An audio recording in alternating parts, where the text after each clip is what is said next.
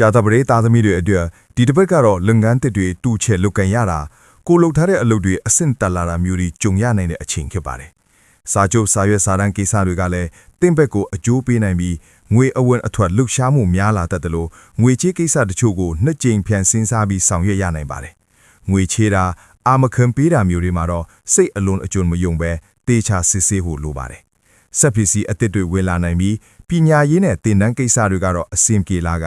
ကိုဘဝအတွက်အကျိုးရှိမဲ့ပညာရဲ့အသစ်တွေကိုလေ့လာရနိုင်ပါတယ်။အလုတ်ထဲမှာမနာလိုသူတွေကြောင့်စကားအပြောအဆိုအနှဲငယ်ရှုပ်ထွေးနိုင်ပေမဲ့မစိုးရင်ပါနဲ့ကိုမှန်ရင်အချိန်နဲ့အမျှရှင်လင်းသွားပါလိမ့်မယ်။အလုတ်ကမပြောသလိုခံစားရနိုင်တော့လဲနောက်ပိုင်းမှာပိုကောင်းတဲ့အလုတ်နေရအပြောင်းအလဲတွေပေါ်လာနိုင်ပြီးစေရာသမားအကြီးအကဲတွေရဲ့အကူအညီလည်းရလာတတ်ပါတယ်။လို့ဖော်ကိုင်ပတ်တွေနဲ့စကားမညီတာမျိုးရှိနိုင်လို့စိတ်ရှည်ကြီးပြောဆိုဖြည့်ရှင်းဖို့လိုအပ်တယ်လို့မီ wire slot and တွေကိုလည်းသတိထားပါ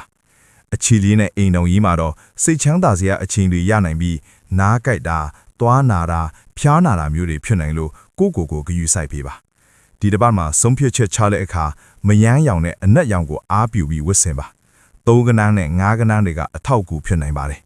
ကံအထောက်ပံ့ကောင်းများရရှိရန်အများပြည်သူတွာလာနိုင်ရန်လမ်းခင်းပေးခြင်းလမ်းပြင်ပေးခြင်းဖြင့်စိတ်အေးချမ်းမှုရစေပါလိမ့်မယ်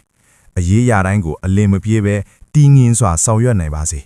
ဒီတစ်ပတ်လုံးစိတ်အေးချမ်းကိုချမ်းမာပြီးကောင်းတဲ့ကောင်းတွေဆက်တိုက်ကြားရပါစေလို့ဆရာဟိန်းမင်းမှစုမွန်ကောင်းတောင်းပေးလိုက်ပါတယ်ဒါနဲ့အပတ်စဉ်ဟောစာတိုင်းတွေတင်ဆက်ပေးနေမှာဖြစ်လို့ဆရာရဲ့ YouTube Channel ကို Subscribe လုပ်ထားပြီး TikTok account ကိုလည်း Follow လုပ်ထားခဲ့ပါ